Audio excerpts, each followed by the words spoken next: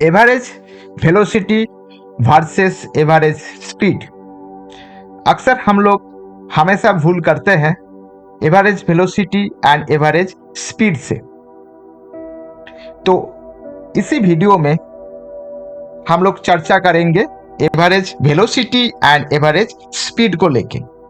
तो ये दो पंछी एक पेड़ का ऊपर बैठा हुआ है।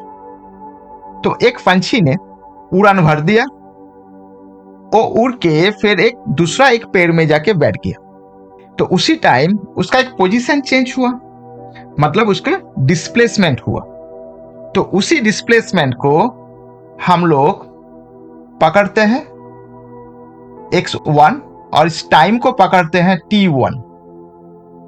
और उस टाइम उस पंछी ने जो पाथ को फॉलो किया था, मतलब उसका जो डिस्टेंस कवर किया था वो है y1।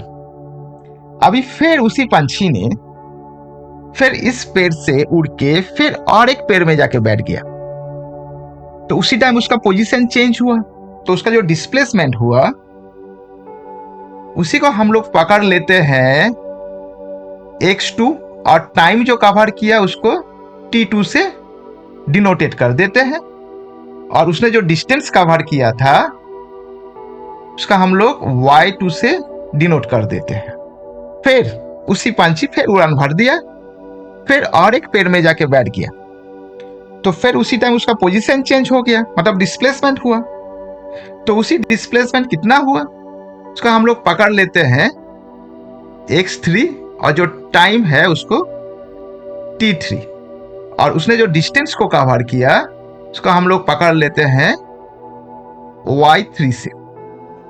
तो फिर दूसरा जो पंछी था वो क्या किया, फिर उसी पेड़ से उड़ान भर दिया, फिर इसी पंछी के पास जाने के लिए। फिर उसका फिर पोजीशन चेंज हो गया, लेकिन इसने जो उड़ान भरा था इसका जो डिस्प्लेसमेंट है वो थोड़ा सा कम होगा, क्योंकि वो और एक दो पेड़ नहीं घूमा और डायरेक्ट इसी पेड़ से फिर उसी पंछी के पास पहुंच गया। तो इसका जो डिस्प्लेसमेंट हुआ तो इसको हम लोग x4 देके डिनोट कर देते हैं, और जो टाइम जो लिया था उसको t4 देके डिनोट कर देते हैं, और जो डिस्टेंस जो कवर किया उससे हम लोग y4 देके डिनोट कर देते हैं।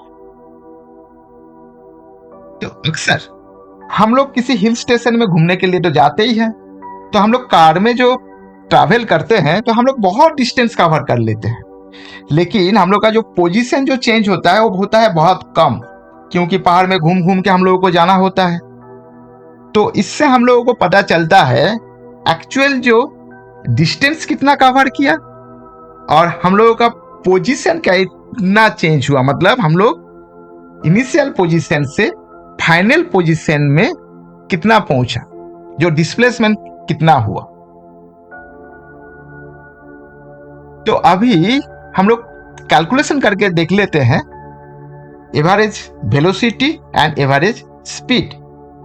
तो ये जो पंछी ने पहला जो पंछी जो उड़ान भरा था तो वो कितना टाइम में उड़ान भरा था और कितना उसका डिस्प्लेसमेंट हुआ। जो फाइनल डिस्प्लेसमेंट जो हुआ वो इस पॉइंट से वो इसी पॉइंट से इसी पॉइंट तक, मतलब ये जो डिस्प्लेसमेंट है। लेकिन ये जो टाइम जो ट्रैवल किया था ये t1, ये t2, ये t3, लेकिन इसका जो डिस्प्लेसमेंट था वो लेकिन x4 था।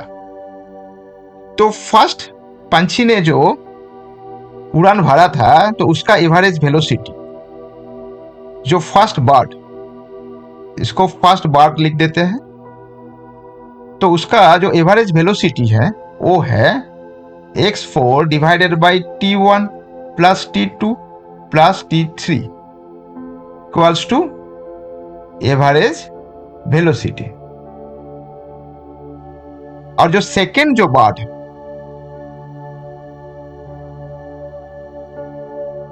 उसने कितना डिस्प्लेसमेंट हुआ, उसका पोजीशन कितना चेंज हुआ, मतलब final position to initial position. तो सेम इज द x4, लेकिन उसने टाइम कितना लिया, टाइम लिया t4। तो डायरेक्ट आ जाएगा यहाँ पे T4। ये भी एवरेज वेलोसिटी है। तो देखिए इस दोनों बार का एवरेज वेलोसिटी अलग अलग है, लेकिन इसका जो डिस्प्लेसमेंट है जो x4 वो दोनों सेम है। अभी आ जाते हैं एवरेज स्पीड में। जो फर्स्ट बार का केस में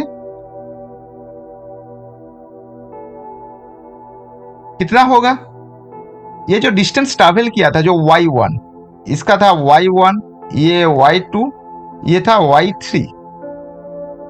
तो this y1 plus y2 plus y3 divided by कितना टाइम लिया था, ये लिया था t1 plus t2 plus t3, और ये है एवरेज स्पीड। और ये सेकेंड जो बार है इसका एवरेज स्पीड कितना है, इसने जो डिस्टेंस ट्रैवल किया था वो है y4 और इसका टाइम कितना था t4। सो डायरेक्ट क्या आएगा y4 बाई t4। तो अभी हमें बोलिए, आप लोग कमेंट करके बोलिए, जो फर्स्ट बार का वेलोसिटी ज्यादा है ना सेकेंड बार का वेलोसिटी ज्यादा है, एवरेज वेलोसिटी। फर्स्ट बार का एवरेज स्पीड ज्यादा है ना सेकेंड बार का एवरेज स्पीड ज्यादा है। तो इसी से हम लोग समझ सकते हैं जो average speed and average velocity दोनों ही अलग अलग है। तो और एक चीज बोल देते हैं, ये जो velocity this is a vector quantity, क्योंकि इसमें डायरेक्शन भी है और क्वांटिटी भी। लेकिन जो स्पीड है, एवरेज स्पीड है, वो लेकिन वेक्टर क्वांटिटी नहीं है, क्योंकि इसमें डायरेक्शन नहीं है। तो अभी हम लोग जब कार में जब जाते हैं एक जगह से दूसरा जगह में, तो उसी में एक्चुअली हम लोग जो बोलते हैं जो कार का वेलोसिटी नहीं है, कार का स्पीड है।